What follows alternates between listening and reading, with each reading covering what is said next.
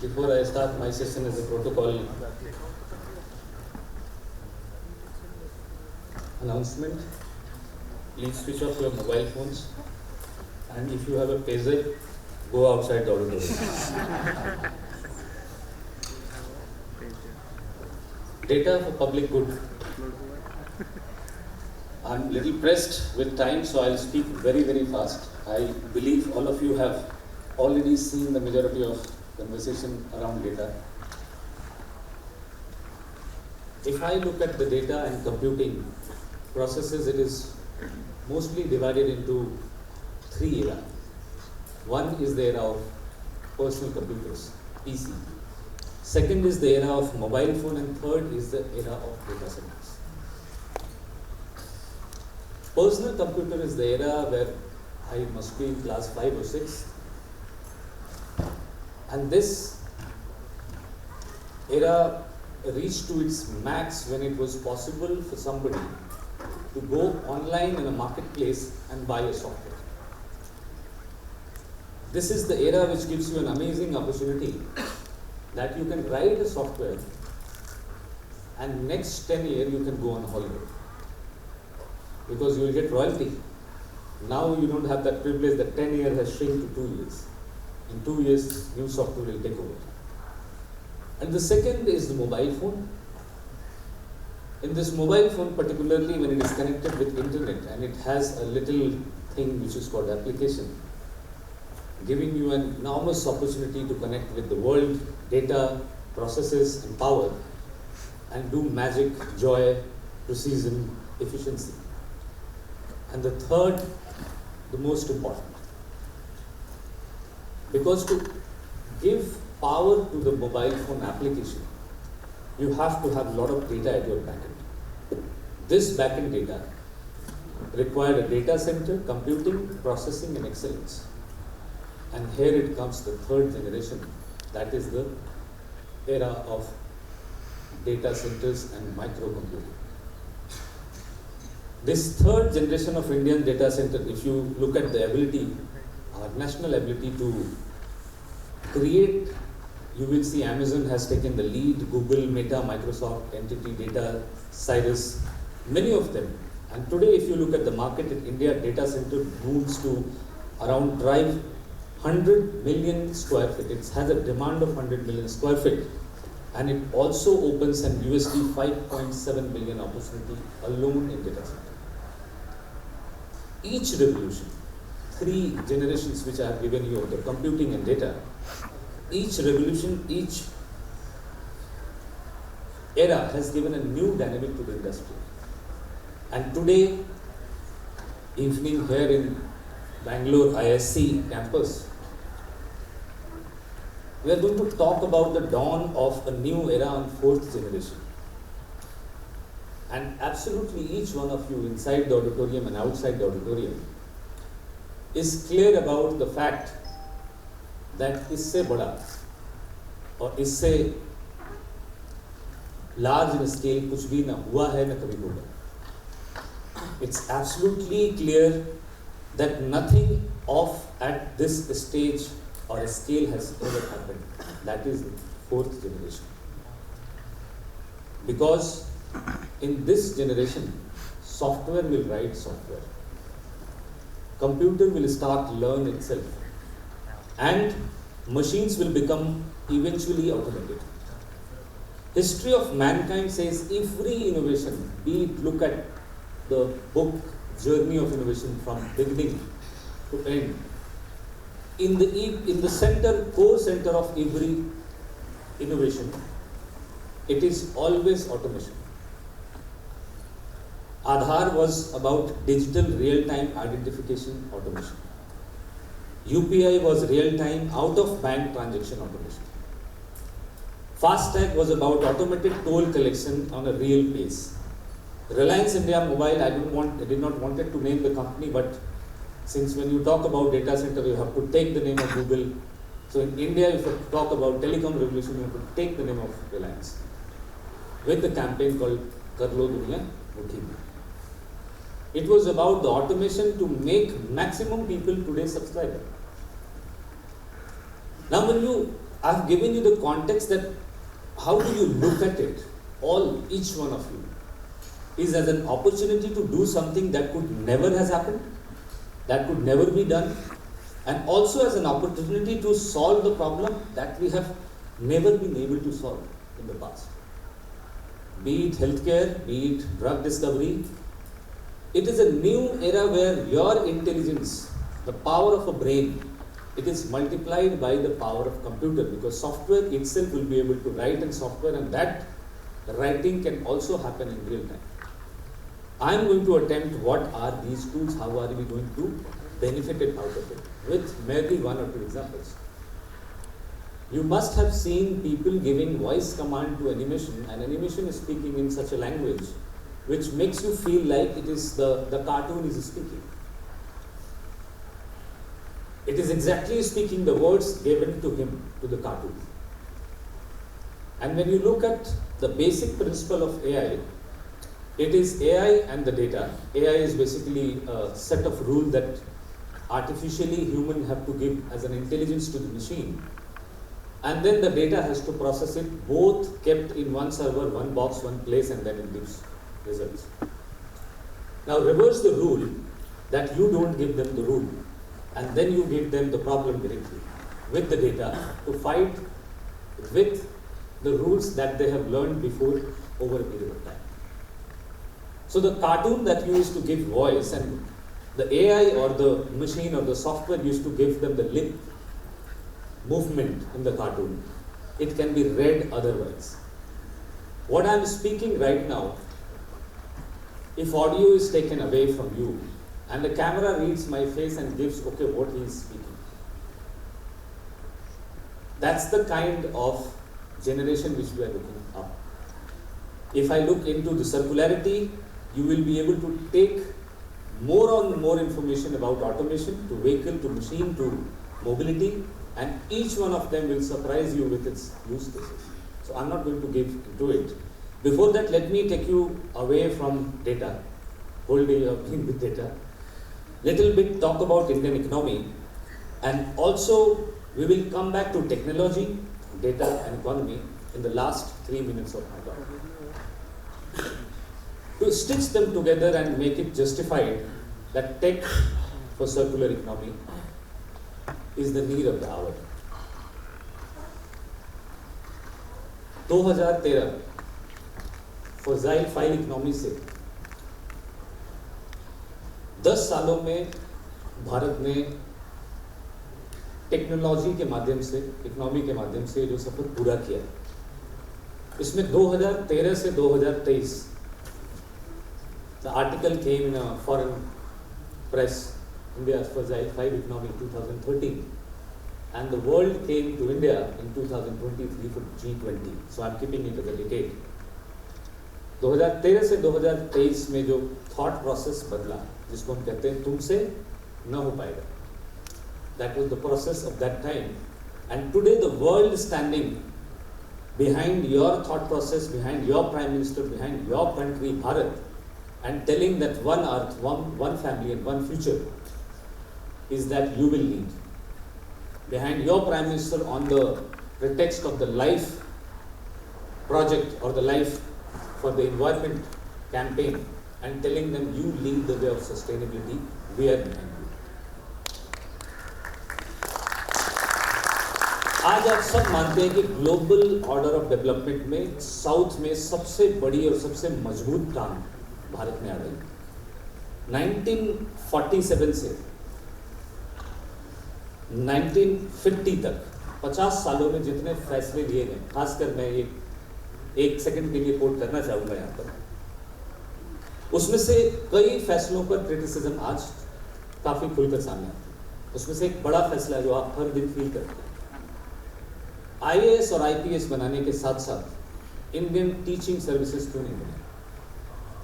The quality of innovation, the quality of R&D, the quality of institutions which we have created is giving us a result. और ये पुरानी सरकार के फैसलों पे आज सवाल उठ रहे हैं, वो क्रिटिसिज्म के अंदर है और क्रिटिकल स्क्रूटनी के अंदर। नई सरकार भी इससे बाहर नहीं होगी। The talk of my title is the Tech for Circular Economy. The Viksit Bharat National Masterplan is of that if we do not take decision today, then by 2030, 72% of PG and UG passed students will have no suitable jobs in the industry. And by 2035, for hiring 36% of skilled jobs, which are coming from this emerging technology of AI and ML, in industry, colleges and universities will not have a full-time formally recognized course. ये सवाल मौजूदा नई सरकार से आगे आने वाले समय में पूछेगा। सो बदलाव या 2070 तक नेट जीरो डीकार्बोनाइजेशन का हो, या कंप्लीट जियो स्पेशलाइजेशन का हो, या इंडस्ट्रियल ऑटोमेशन के डिजिटाइजेशन का, AIML, machine learning, twin, virtual reality, autonomous mobility, seamless connectivity, nanotech, battery, metal, cloud computing, big data, quantum, GPU, each one of them, मुझे बताने की जरूरत नहीं कि इन सब के लिए ह्यूज अमाउंट में ऑर्गेनाइज्ड, फिल्टर्ड, एसेटाइज्ड डेटा चाहिए। एंड जिस देश में आपका जन्म हुआ 1947 से 1965 तक, it was an agricultural economy. 1965 से 1985 तक it was an industrial economy. 1985 से 2000 तक it was an computer economy, and 2000 से 2022 तक it is still an economy which you can call global and technological based economy. But इसी के बीच में 2014 में आप सब लोग पूरे देश से एक व्यक्ति को मुख्यमंत्री से चुनकर प्रधानमंत्री बनाकर भेजते हैं, और वो आपको एक नई दिशा देते हैं कि 25 साल और बचे हैं 2022 से 2047 तक to complete your 100 years. That is called Viksit Bharat, that is called आजादी का Amrit Mahotsav. You are into अमृत काल। That person changes the perspective of how we were developing from 1947 to 2020-22, and you are thinking that you are living in a decade of 2020 to 2030. No. You are not living in the decade of 2020 to 2030. You are living in a decade of India, which is 2020 to 2030. And this decade is going to change the world, the global order in a different manner. आपको और मुझे मिला क्या करने के लिए?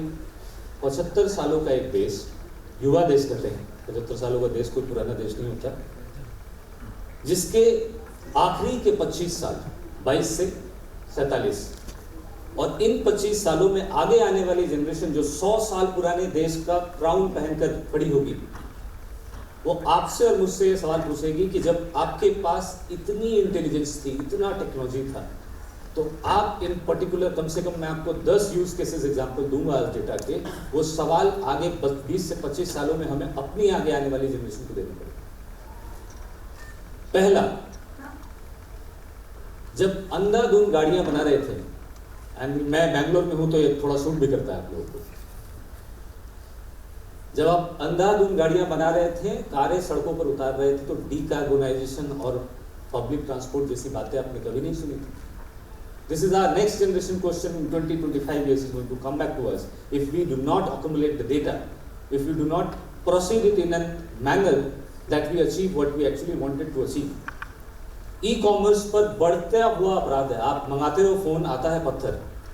कहाँ जाएं कंप्लेन करने के लिए? कैसे अकाउंटेबिलिटी क्रिएट करें? कौन सी कंपनी इंडियन है, कौन सी इंडियन नहीं है, किसको आउटलेट देना है, किसको नहीं देना है? How do you control as a country? If you do not control as a country, you completely compromise the e-commerce industry of retailing. Third, सड़क पे safety. You are the second largest road network globally, third bus manufacturer, second truck manufacturer globally, and you are on top in deaths on the road globally. सड़कों पर अंधाधुंध गाड़ियां दौड़ रही हैं, लोगों को रौंद कर जा रही हैं, और कोई अकाउंटेबिलिटी हम क्रिएट नहीं कर रहे। इंटरनेट कंजम्पशन जहर की तरह, इम्पैक्ट की तरह हमारी अगली जनरेशन को पोर्नोग्राफी से लेकर, गैम्बलिंग से लेकर गेमिंग तक बर्बाद कर रहा है, और हम उसके ऊपर कोई उंगली नहीं कस पा रहे, कोई नकेल नहीं कस पा रहे। Health, COVID के बाद deterioration evident, everybody is dying, world is ending, and then suddenly we do not get to know that how do we control the pesticide, how do we actually improve the immunity when you have seen the death on your doorstep in 2020. Last but not least, मेरे पहले वाला session जियो special, सबसे ज़्यादा satellite है, सबसे ज़्यादा ताकत है, सबसे ज़्यादा तरक्की और सबसे ज़्यादा विकसित देश है जियो स्पेशल में, लेकिन पूरे देश का जियो स्पेशलाइजेशन पिछले 10 साल से नहीं कर पाए, आगे और कितने साल लगेंगे? I think it was a wonderful session to see, but these are the questions that next generation is going to ask, and in last 3 minutes मैं आपको आपके सपनों का वो विकसित भारत दिखाने जा रहा हूँ जो आपसे बनता है. Forget your prejudice for next 3 minutes and conceive this idea that you are the Bharat and say it with me inside yourself, in your heart, that I am the Bharat.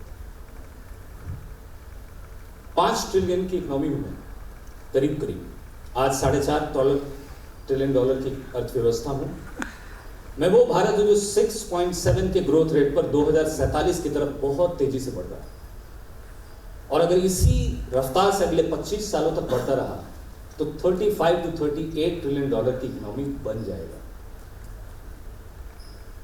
पहले 1 ट्रिलियन तक पहुंचने में मुझे 65 साल लगे, 65 years.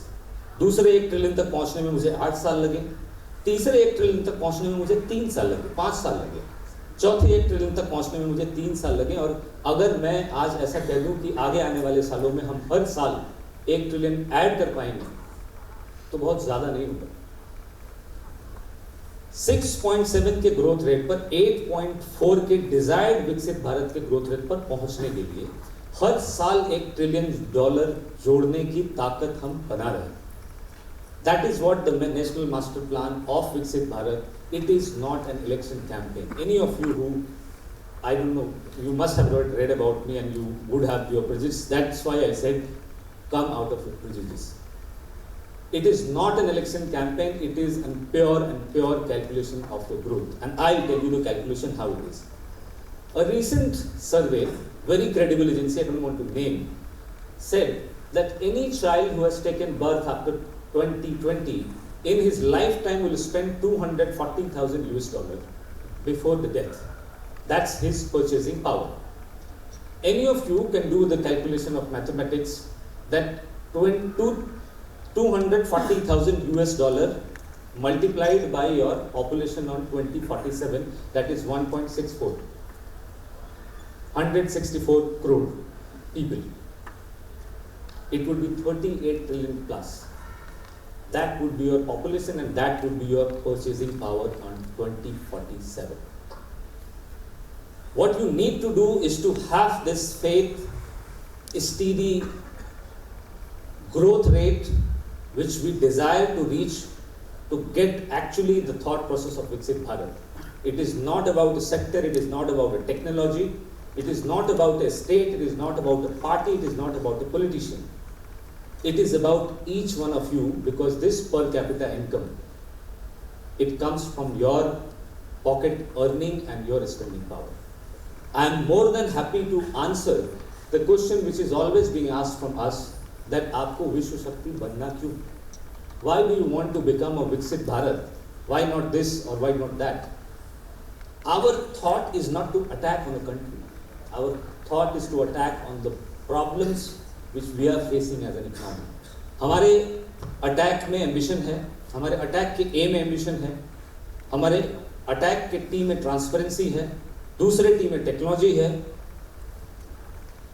adoption है, sustainability है, commercialization for inclusivity है, and the most important K में knowledge for data sovereignty. Next 2 years are crucial for Indian economies.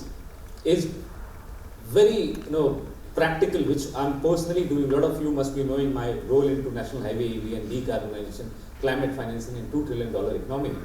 And I've also been part of Aadhaar when it was being prototype, you call it pilot. It was then known Unique Identification Authority of India. The calculation says आज $4.5 trillion की economy Bharat सिर्फ climate economy $10 trillion की 2070 तक बनाने का claim कैसे कर सकता है? दो ही चीजें हो सकती है, या तो ये इकोनॉमी बबल की तरह, एप्स की तरह फट जाएगी, नथिंग वर्क, या फिर वो इकोनॉमी बनकर बाहर निकलेगी जिसको शायद हम सब अभी सोच भी नहीं पा रहे. And I'll give you the calculation that why 2026 to 2030, from 2024 to 2026, it is very, very important for us to catch the bus of decarbonization. The total clean economy is total as $10 trillion by 2070. So if you cut it down into 4 decades, it will give you $2 trillion every decade. So first decade is going to hit you in 2030. And to reach to 2030, before 2020, from 26 to 2030, you need $253 billion every year in green climate economy. The range is $253 to $263 billion every year, and this will increase from 2030 to 2035 from 335 to $355 billion every year. This is the opportunity that climate, जो आप गाड़ी खरीद रहे हैं, trucks देख रहे हैं, electric buses देख रहे हैं, decarbonization, hydrogen, anything which you are seeing, solar, this is the place where this economy, where this investment comes in. And this is the aspiration, this is not the real number. The real number says today that we will be somewhere needing around this $253 billion. How we will get it? Look inside you and look outside on the opportunity of circular economy, which is 4.5 trillion globally. 1% 4.5 trillion का अगर India tap कर सकता है एक साल में, 1% tap कर सकता है, इतनी इकोनॉमी हमारी स्ट्रांग है आज के डेट में. 5th लार्जेस्ट इकोनॉमी होने का कुछ फायदा है? कैन एनीबडी से दैट 1% का एम्बिशन रखना चाहिए $4.5 trillion global circular economy से? If yes, then in next 5 years from 2026 to 2030, $225 billion is coming alone from circular economy in India. And this 1% if you accumulate, you will only be left by $20 billion. And today, the opportunity that we have in hand is $40 billion in circular economy in India every year. It is factual numbers which I am saying. So one thing which I want to be very, very clear is that Bharat right now is changing the definition of circular economy globally. And this is a very, very large, very hard statement to say, particularly from a country who has looked to West for at least next 50 to 70 years. आप खाते क्या थे, उगाते क्या थे, कौन से खेत में क्या उगता था, वो भी यूरोपियन कंट्रीज आके आपको बताती थी, वो आप तो फर्टिलाइजर का इस्तेमाल ही नहीं करते, डालो इसमें, आपके भी फसल अच्छी होगी. And the same country comes to your same companies comes to your country after 50 years and they say, oh my God, क्या खा रहे हो भाई? This is full of pesticides, this is full of toxins. Why don't you apply for organic? We give you organic certificate. So this narrative war of we have been subscribing, it is very, very difficult today to actually stand on a global platform and say that I am going to tell you your ESG compliance, which does not have an algorithm, which does not have a data, which does not have a calculation or input, which does not have a parameter. It's just a bunch of people who are going to put a narrative of a West on your thought process to tell you how you should take tomorrow's decision. ये अगले conference में sustainable होगा कि नहीं, ये sustainable होगा कि नहीं, ये सस्टेनेबल होगा कि नहीं, ये सब कुछ हमें कोई ESG compliance का group of people who has linkages and lineage from Europe will tell us. To a country who has been worshipping nature like anything, let me tell you how we have worshipped. पेड़ से लेके पहाड़ तक, नदी से लेके सूरज, सांप, हाथी, कुत्ता, चांद, बारिश, फसल, हम सबकी पूजा करने वाले सिविलाइजेशन. और ये सिविलाइजेशन 7000 सालों तक बिना ESG कंप्लायंस लिखे हुए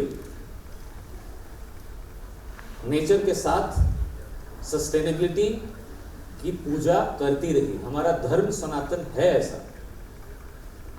It started deteriorating when we had impact of colonization. And the first ESG compliance in our civilization is written after Vedic culture in Earth Shastra by Kautilya. First, after 6,000 years, it has been written, and it has manuscript you can find out in the history books, that if you want to use wood, you will have to grow a tree, and that tree you can cut. You cannot cut an existing forest. This is written into Kautilya Earth Shastra. धर्म, समाज, ज्ञान, अर्थ और उत्पादन, इन सब के केंद्र में प्रकृति. The difference between Abrahamic culture of Europe and the Sanatan Vedic Dharma of India is this, that Europe considers human on the top of the pyramid and everything is a material to consume. This is why they have reached here, where they have the technology, but they don't know where to use, where not to use. But in India, we have to put an सामंजस्य between धर्म, समाज, ज्ञान, अर्थ, उत्पादन और केंद्र में प्रकृति. So अगर दुनिया को कोई बता सकता है कि खाओ क्या, योग क्या करो सुबह उठ के, दवाई कौन सी खाओ और सस्टेनेबिलिटी और नेचर के साथ कैसे जियो, तो वो सिर्फ एक देश हो सकता है, Bharat. Thank you so much.